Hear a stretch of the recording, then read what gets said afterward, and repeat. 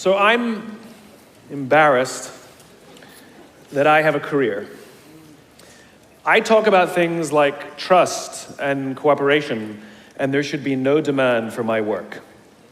But the fact of the matter is there is demand for my work, which means that there's an opportunity. It means that trust and cooperation are not yet standard in our organizations, and yet they should be, and we know that, which is why we're looking for ways to bring those things to our organizations.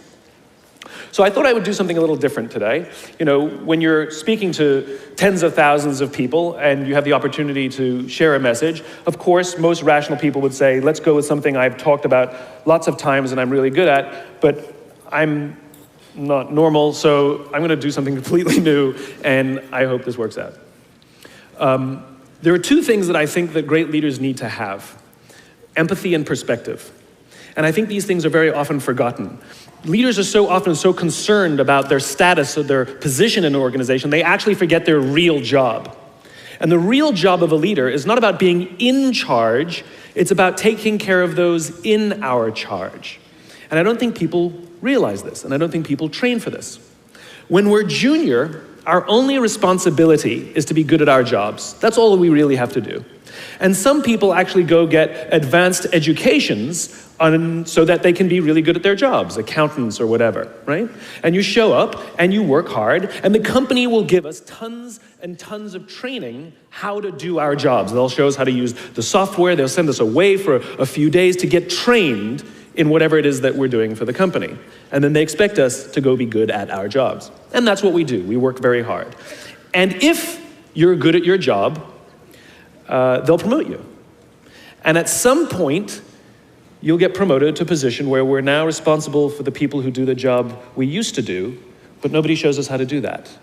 And that's why we get managers and not leaders. Because the reason our managers are micromanaging us is because they actually do know how to do the job better than us. That's what got them promoted. Really what we have to do is go through a transition. Some people make it quickly, some people make it slowly, and unfortunately some people will never make that transition at all. Which is we have to go through this transition of being responsible for the job and then turning into somebody who's now responsible for the people who are responsible for the job. And as I said before, one of the great things that is lacking in most of our companies is that they are not teaching us how to lead. And leadership is a skill like any other. It is a practicable, learnable skill. And it is something that you work on. It's like a muscle. If you practice it all the days, you will get good at it and you will become a strong leader. If you stop practicing, you will become a weak leader. Like parenting, everyone has the capacity to be a parent. Doesn't mean everybody wants to be a parent, and doesn't mean everybody should be a parent. Leadership is the same. We all have the capacity to be a leader. Doesn't mean everybody should be a leader, and it doesn't mean everybody wants to be a leader. And the reason is because it comes at great personal sacrifice. Remember, you're not in charge, you're responsible for those in your charge. That means things like when everything goes right, you have to give away all the credit. And when everything goes wrong, you have to take all the responsibility. That sucks, right? It's things like staying late to show somebody what to do. It's things like when something does actually break, when something goes wrong, instead of yelling and screaming and taking over, you say, try again. When the overwhelming pressures are not on them, the overwhelming pressures are on us. At the end of the day, great leaders are not responsible for the job. They're responsible for the people who are responsible for the job. They're not even responsible for the results. I love talking to CEOs and say, what's your priority? And they put their hands on their hips all proudly and say, my priority is my customer. I'm like, really? You haven't talked to a customer in 15 years. There's no CEO on the planet responsible for the customer. They're just not. They're responsible for the people who are responsible for the people who are responsible for the customer. I'll tell you a true story. A few months ago, I stayed at the Four Seasons in Las Vegas. It is a wonderful hotel. And the reason it's a wonderful hotel is not because of the fancy beds. Any hotel can go and buy a fancy bed. The reason it's a wonderful hotel is because of the people who work there. If you walk past somebody at the Four Seasons and they say hello to you, you get the feeling that they actually wanted to say hello to you. It's not that somebody told them that you have to say hello to all the customers, say hello to all the guests, right? You actually feel that they care. Now, in their lobby, they have a coffee stand. And one afternoon, I went to buy a cup of coffee, and there was a barista by the name of Noah who was serving me. Noah was fantastic.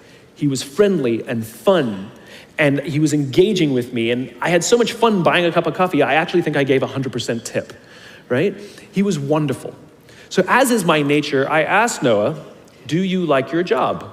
And without skipping a beat, Noah says, I love my job. And so I followed up. I said, what is it that the Four Seasons is doing that would make you say to me, I love my job? And without skipping a beat, Noah said, throughout the day, managers will walk past me and ask me how I'm doing, if there's anything that I need to do my job better. He said, not just my manager, any manager. And then he said something magical. He says, I also work at Caesar's Palace. And at Caesar's Palace, the managers are trying to make sure we're doing everything right. They catch us when we do things wrong. He says, when I go to work there, I like to keep my head under the radar and just get through the day so I can get my paycheck.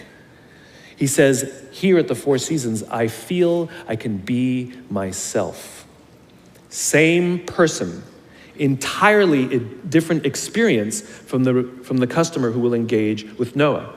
So we in leadership are always criticizing the people. We're always saying, we gotta get the right people on the bus. I've gotta fill my team. I gotta get the right people. But the reality is, it's not the people, it's the leadership. If we create the right environment, we will get people like Noah at the Four Seasons.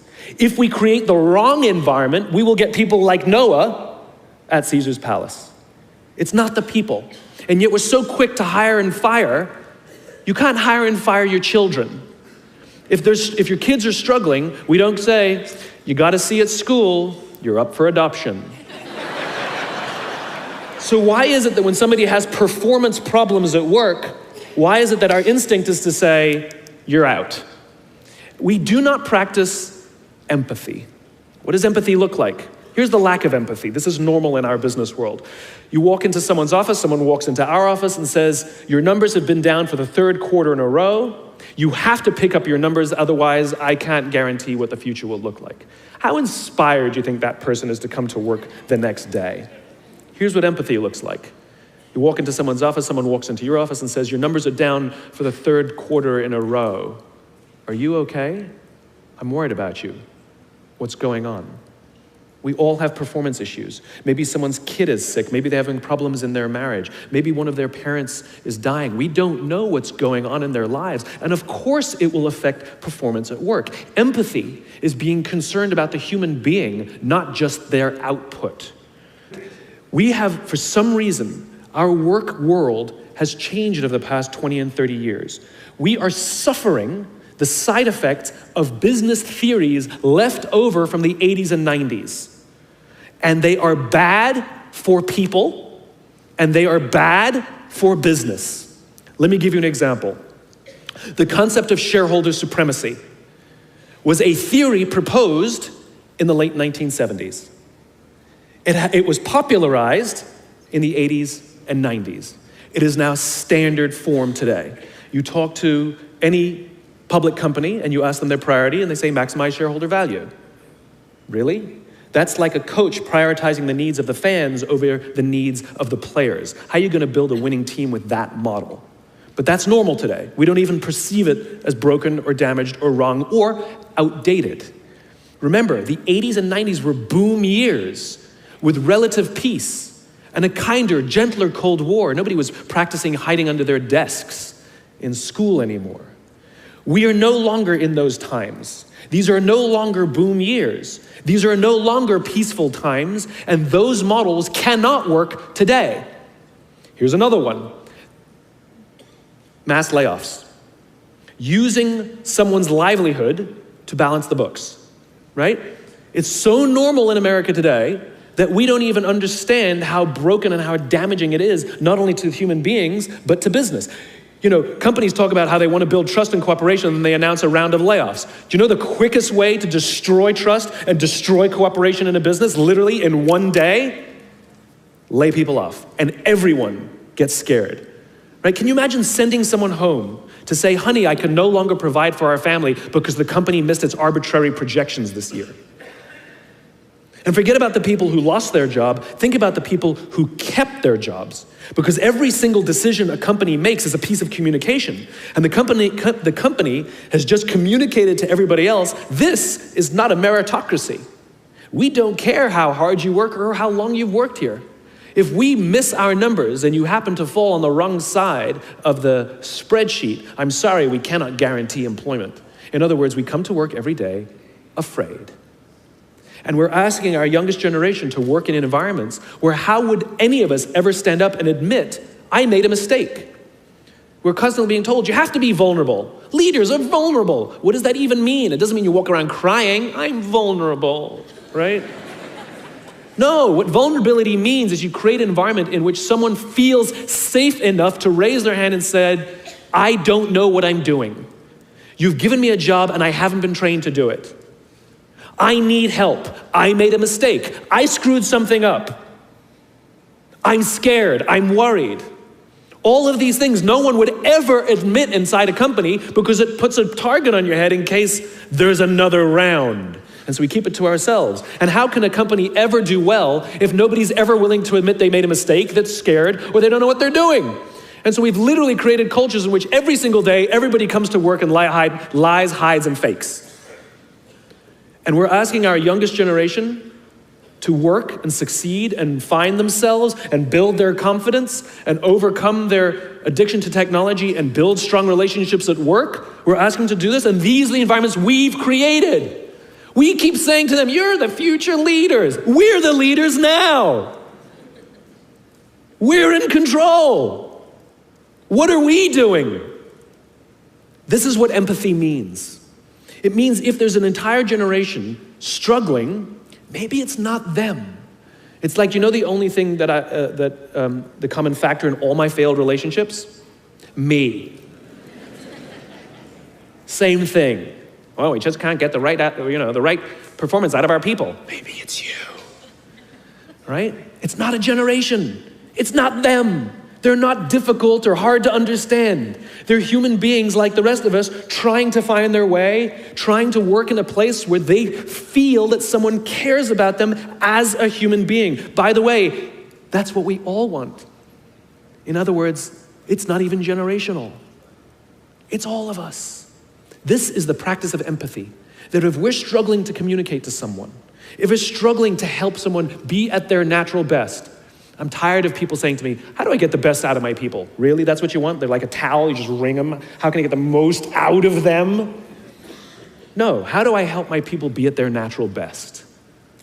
Right? We're not asking these questions. We are not practicing empathy. We have to start by practicing empathy and relate to what they may be going through. And it will profoundly change the decisions we make. It will profoundly change the way we see the world. Someone's driving to work. You're driving to work. And someone wants to cut into your lane. What do? Do you pull your car up or do you let them in? Most of us pull our cars up and go like this. You wait your turn. Now let's practice empathy. I don't know, maybe they've been out of work for 6 months. Maybe they had trouble getting the kids out to school this morning and now they're running late for a really important interview and they just have to get to this interview and they're gonna cut into our lane. Or maybe they're just a bastard, I don't know. But that's the point. We don't know.